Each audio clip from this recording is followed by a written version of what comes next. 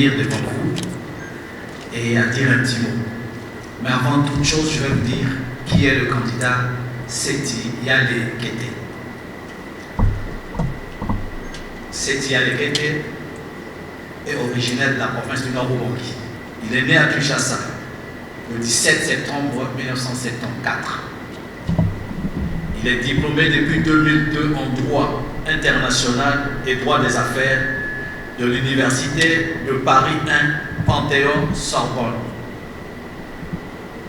J'invite le candidat Seti Yale Kete à se présenter devant ses pairs pour leur dire son petit mot de ce soir, et je vous demande, si vous le voulez, d'applaudir son arrivée.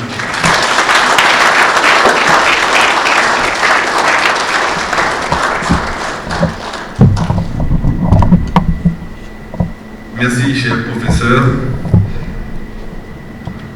Excellences, honorables, chers frères et sœurs, je voulais d'abord vous remercier, vous, d'être là présents ce soir, dans cette salle de Roméo Golf qui appartient à la famille. Je voulais également remercier le chef de l'État, son Excellence Félix-Antoine Tshisekedi Tshilombo. C'est le garant de la nation et c'est lui qui permet que le jeu démocratique puisse se faire dans notre cher et grand pays. L'objet de ce soir, le thème de ce soir sera « Quel gouverneur pour la province du Nord-Ubangi d'aujourd'hui et de demain ?»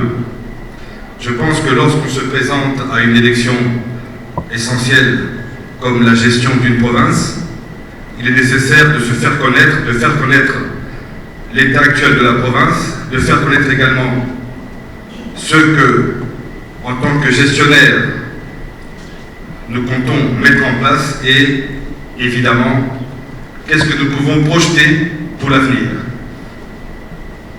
Je partagerai mon petit discours, mon petit aperçu en 3 phases. La première des phases, je l'ai dénommée la problématique du développement appliqué à une province sinistrée. Je continuerai ensuite par parler du principe de redevabilité combiné avec la culture du management. Je terminerai enfin par évoquer la réappropriation d'un destin. Commençons par le premier chapitre, la problématique du développement appliqué à une province sinistrée. Comme vous le savez tous, la province du Nord-Ubangi, notre province, notre chère province, connaît actuellement une situation plus ou moins, je dirais même, plutôt catastrophique. J'ai partagé ce chapitre en 2 parties. La première partie fera l'état des lieux implacable. La seconde partie parlera de la nécessité d'un changement de paradigme, d'un changement de modèle. Lorsqu'on parle d'une chronique, d'une faillite généralisée, nous pouvons soulever quelques points. Je les cite: l'incapacité de la province à remplir ses obligations, la démotivation des agents dépositaires de l'autorité publique, les infrastructures délabrées, le secteur sanitaire quasi à l'abandon, les structures scolaires à remettre complètement à niveau, et enfin, l'inexistence d'investissements publics et ou privés. Évidemment, la liste n'est pas exhaustive, mais je pense que ce sont les principaux points pour lesquels nous pouvons apporter notre expertise. Même si tous ces points sont évidents, je pense qu'il faut quand même pouvoir s'appesantir et un minimum les développer. Le premier point, l'incapacité de la province à remplir ses obligations. Vous savez, vous connaissez tous le proverbe selon lequel même la plus belle femme du monde ne peut donner que ce qu'elle a. Évidemment, actuellement, la province connaît, je l'ai dit, une faillite généralisée. Nous nous proposerons de remettre la province sur les rails par un mode de gestion adapté, un style nouveau et pourquoi pas des idées nouvelles avec bien sûr l'aide de nos concitoyens, l'aide de vous tous, notables de la province et experts, chacun dans votre domaine. En second lieu, j'évoque la démotivation des agents dépositaires de l'autorité publique. Il est tout à fait normal, honorable Excellences, Mesdames et Messieurs, que lorsqu'un fonctionnaire n'est pas pris en charge correctement, il se démotive. Il arrive même qu'il puisse verser dans la corruption. Qu'est-ce qu'il faut faire? Je pense qu'il faut pouvoir garantir un minimum à ces agents qui, en principe, assument leur pouvoir de service public. En troisième lieu, je pense qu'il n'est plus à relever, mais c'est une évidence, pour avoir moi-même passé plusieurs jours, plusieurs heures sur ces routes délabrées que nous connaissons actuellement dans la province, il m'est arrivé de passer 48 heures sur un tronçon entre Boussinga et Salam. 48 heures. Le développement n'existe pas sans les voies de communication. Nous aurons l'occasion d'en reparler dans mon exposé. En quatrième point, nous parlerons du secteur sanitaire quasi à l'abandon. Nos hôpitaux, nos centres de santé, ainsi que nos dispensaires manquent de tout. J'étais dernièrement, non pas pour le dépôt de ma candidature il y a quelques semaines, mais j'étais à Yakoma, mon territoire d'origine. J'ai pu discuter et échanger avec le médecin directeur de l'hôpital général de Yakoma. Je suis un peu ému parce que je n'ai pas l'habitude de pouvoir avoir autant de misère dans ma vie. J'ai eu la chance de grandir en d'autres circonstances. C'était une catastrophe. Je pense qu'on ne peut pas laisser les choses aller comme ça. Lorsque j'ai fait le dépôt de ma candidature, c'est un acte d'un révolté. Je l'ai dit, je le répète, je vis dans le confort, c'est vrai. Je pense que lorsqu'une province vous a tout donné, il est absolument nécessaire de le lui rendre. Il faut, je pense, mettre à un moment donné sa compétence, son expertise, son courage, sa vision, ses efforts, son cœur, l'amour des autres au service des siens, au service d'une population qui, pour l'instant, est laissée pour compte. Je pense que c'est inadmissible, vous serez tous d'accord avec moi, mais il faut savoir poser l'acte, poser un premier jalon. Les structures sociales, scolaires plutôt, à remettre à niveau. La jeunesse, c'est l'avenir. La jeunesse, c'est le monde de demain. Si nous négligeons la jeunesse, ne nous étonnons pas que demain n'existera pas pour nous. On a coutume de dire, un sage a dit un jour que pour détruire un pays, nul besoin de lui faire la guerre. Détruisez son secteur scolaire, détruisez ses élites. Le pays n'existera plus en une seule génération. Je terminerai enfin ce petit point par l'inexistence d'investissements publics et ou privés. L'investissement est essentiel au développement d'un territoire. L'investissement, c'est pouvoir mettre au service d'un territoire, au service d'une population, les moyens de pouvoir développer les richesses, les moyens de pouvoir résorber le chômage. Mais il faut également que ces investisseurs aient confiance. Ils doivent pouvoir compter sur un management, je dirais, éclairé. Ce qui m'amène au second point de ce premier chapitre. La quête d'un leadership éclairé. Premièrement, il faut noter le constat d'échec des politiques précédentes. Ensuite, expliquer la perte de confiance entre gouvernants et gouvernants. Pour enfin chuter sur l'absence de bilan positif au bénéfice des élus locaux. Premier point, le constat d'échec des politiques précédentes.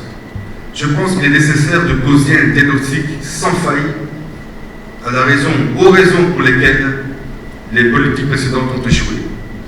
Ce sera l'objet, bien sûr, de contacts, de l'état des lieux, de discussions, d'échanges avec non seulement les dépositaires de l'autorité publique, les élus locaux, qui ont besoin évidemment d'un bilan à présenter à la fin de leur législature. Qu'est-ce qui s'est passé? Dans quelle situation sommes-nous? Où devons-nous aller pour que les choses puissent se remettre en état? Je pense que le développement d'une province, d'un territoire, d'un pays donné est l'affaire de tous. aussi bien des représentants des populations également, parce que ces représentants sont choisis par la population. La démocratie, voyez-vous, c'est une pyramide qui commence par la base. La base également doit être instruite. Nous voyons ici justement l'interconnexion entre l'éducation et le développement d'une démocratie. Il faut choisir ses élus en toute responsabilité, parce que ces élus également ont ce devoir de redevabilité. La perte de confiance gouvernant-gouverné. Lorsque le gouvernant n'est plus à même de remplir ses obligations vis-à-vis des administrés, il est absolument normal qu'il existe une perte de confiance. Que pense le gouverné du gouvernant qui n'arrive pas à assumer ses responsabilités? Nous le verrons un peu plus loin dans le développement de l'exposé. Je parlerai ensuite maintenant de la nécessité d'un changement de paradigme, un changement de modèle. J'ai deux points que j'ai pu identifier et que je soulève actuellement. La revalorisation de l'autorité provinciale par le culte de l'exemplarité. L'exemplarité. Dans la revalorisation, j'ai soulevé 3 points. Je le répète, rien n'est exhaustif, mais tout est capital, tout est nécessaire. Dans la revalorisation, j'ai identifié donc la remise à niveau des symboles de l'autorité publique. Lorsque nous nous rendons dans notre chère province, nous constatons que la plupart des symboles de l'État, de la province, sont soit inexistants, soit dans un état de délabrement avancé.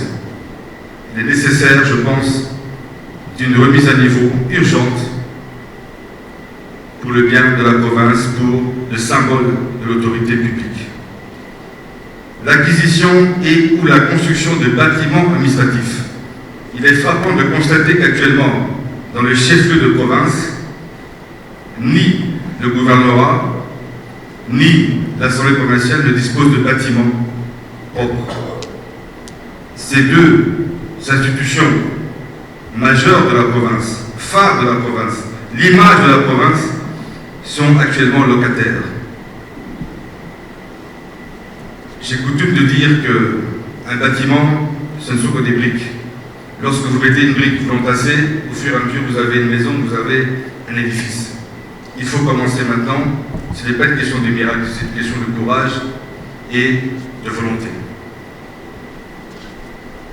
Troisièmement, la redynamisation de l'administration par la prise en compte des besoins essentiels à l'accomplissement de ces tâches. Je l'ai dit un peu plus haut, lorsqu'un fonctionnaire, un dépositaire de l'État, ne dispose pas des moyens d'appliquer, d'effectuer son travail, eh bien effectivement, il fait mal son travail. Je me propose dans ma vision d'appliquer ce que j'appelle une nouvelle répartition, une meilleure répartition des ressources.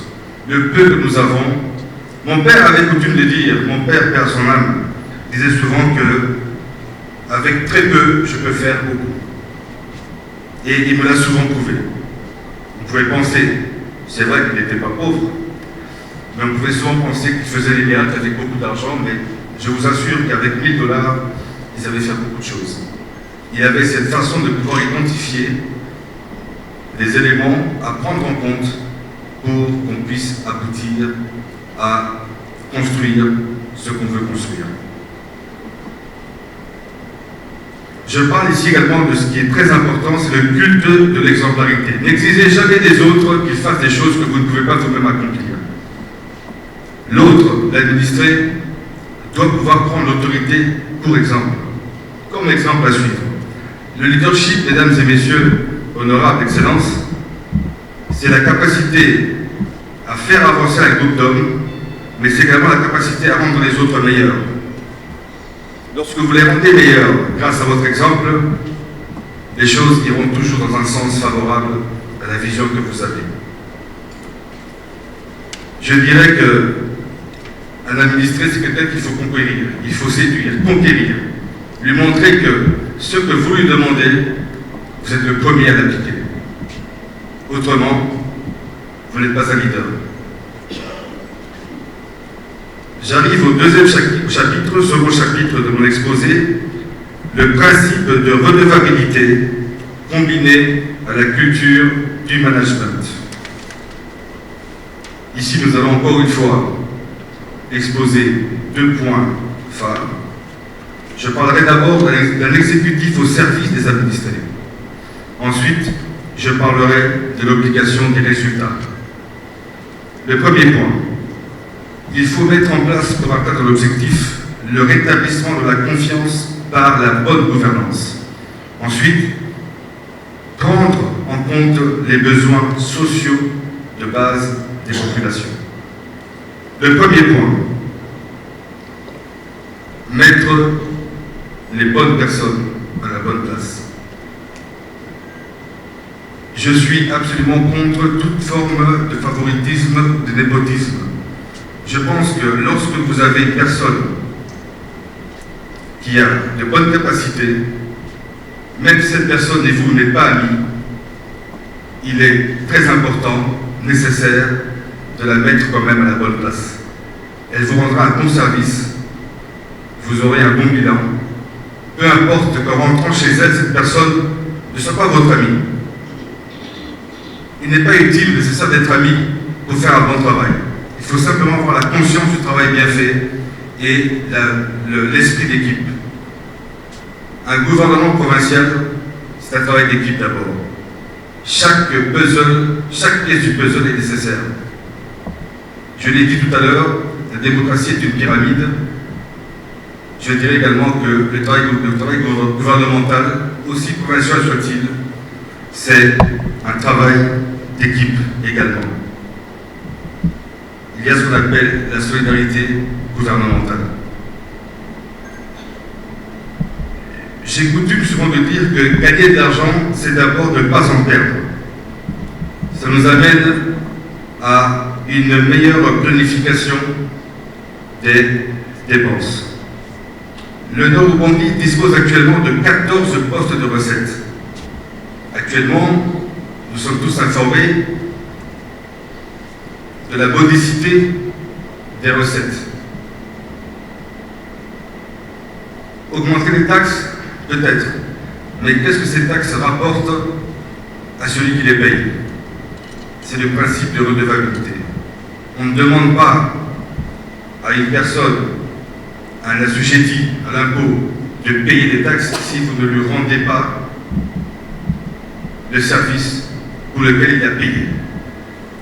Lorsqu'on paye quelque chose, on est en droit d'attendre un retour sur ce qu'on a payé.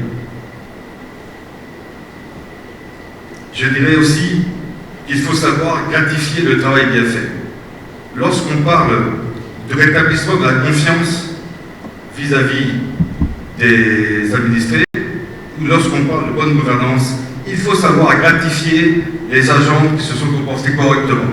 Et il faut savoir également sanctionner ceux qui iront contre les principes d'une bonne gouvernance. Même si cette personne-là est votre ami, même si c'est votre soeur, votre frère, on ne badine pas avec les recettes et avec l'argent du trésor public ou les recettes provinciales. Mesdames et messieurs, honorables, excellences, chers frères et sœurs, lorsqu'on parle de la prise en compte des besoins sociaux de base, nul besoin de mettre l'accent sur l'aspect sanitaire.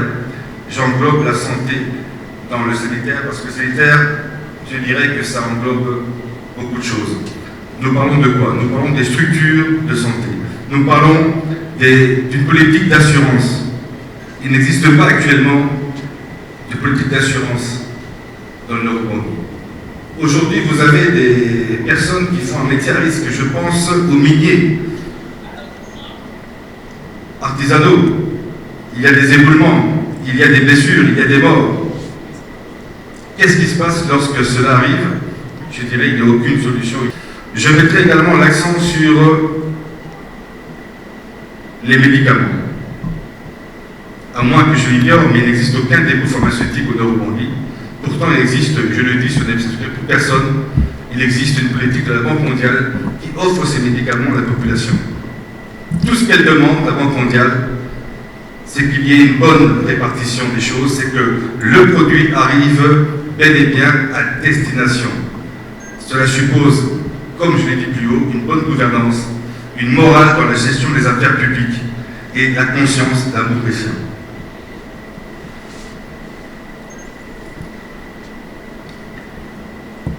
En matière d'éducation, je l'ai dit, sans éducation, il n'y a pas d'avenir. Primordial également. Je parlerai de la réhabilitation et ou construction des centres scolaires adéquats. Aujourd'hui, nous avons une province où il existe malheureusement des enfants qui étudient à même le sol, des enfants qui étudient dans des conditions déplorables. Nous avons des intempéries. Dans tous les pays du monde, ça existe, mais il n'y a aucune sorte de solution pour pouvoir mettre un terme à cela, avoir des structures adéquates. Je pense que avoir une école digne de ce nom, il ne faut pas des miracles. Il faut encore une fois de la volonté, du courage, également un peu de moyens.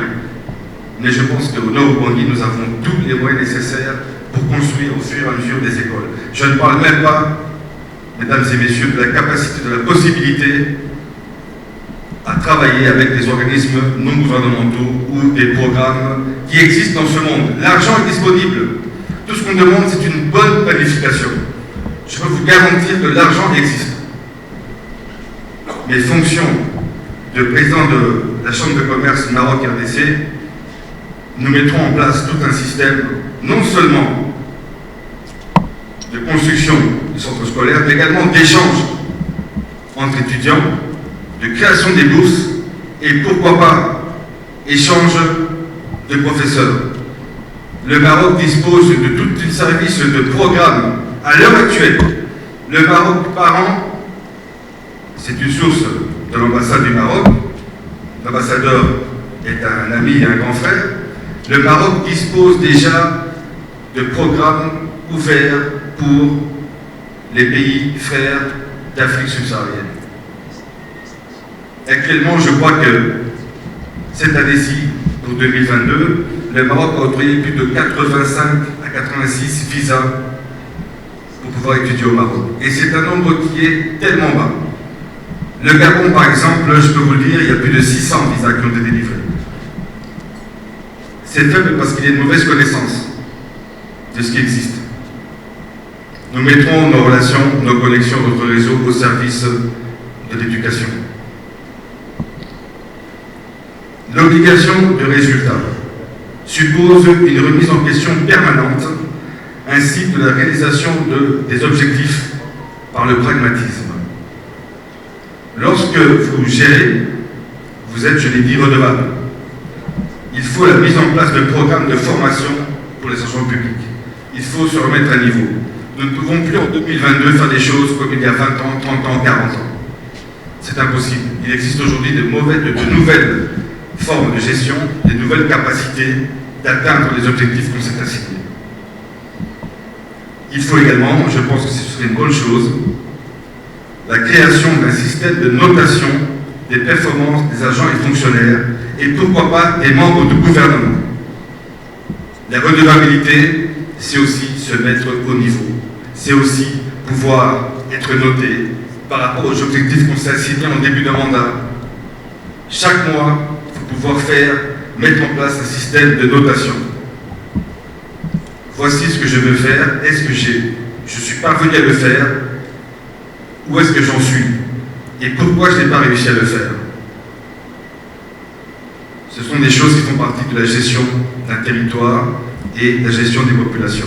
La redevabilité ainsi que la remise en question permanente. Le pragmatisme également. Parlons-en. Nul besoin d'attendre les investisseurs. Je pense qu'il est tout à fait possible, avec de la volonté et du courage, de mettre en place plusieurs réalisations à impact visible. Je pense notamment au désenclavement des voies de communication. Nous ne demanderons jamais de pouvoir faire des miracles. Personne n'a une baguette magique qu'il peut agiter et puis tout se transforme. Non, c'est une question de courage, une question de planification, d'identification et d'expertise. Imaginons que je sois élu le 12 juillet. Je peux vous garantir que je ne mettrai pas une semaine à prendre mes véhicules. Par exemple, l'axe Badolité-Boussinga, 140 km. Je prendrai les députés du territoire de Boussinga. Nous prenons la route. Je prends un ou deux ingénieurs. Nous y allons et je m'arrêterai à chaque point chaud. Il est absolument impossible de faire 50 km en laps de temps très court, mais il est possible de résorber les différents petits points chauds sur la route. Je commencerai par Boussinga parce que c'est évidemment un axe stratégique. Il y en a d'autres, mais il faut commencer quelque part. Lorsque je parle des voies de communication, je parle également des cours d'eau et des rivières. Vous savez, lorsque Dieu vous donne un territoire, il vous donne également les moyens de pouvoir le gérer. Nous avons des routes naturelles dans ce pays. Nous avons des cours d'eau. Il faut pouvoir les réutiliser, il faut pouvoir les dégager, ouvrir les voies. Je pense notamment à la rivière Mangala entre Boussinga et Abouzi, qui permettra de désenclaver Yakoma. Abouzi-Yakoma étant distante de 75 km. Pourquoi pas? Que dis-je? Il faut le faire. Il faut le faire.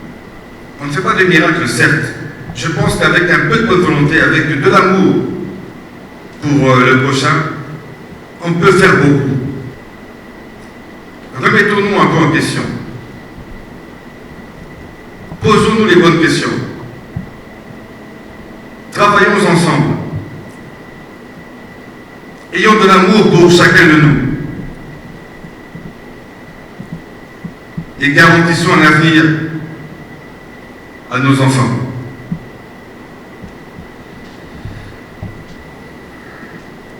Je pense notamment aussi, ça dépend de la bonne foi, lorsque je suis à Badolité et que je constate les ordures qui changent le boulevard Mobutu, faut-il, mesdames et messieurs, des millions de dollars pour dégager ces ordures? Comment peut-on accepter de vivre dans un milieu non sanitaire, non assaini? Pour moi, c'est vraiment, plus qu'un mystère, pour moi, c'est carrément, c'est une honte.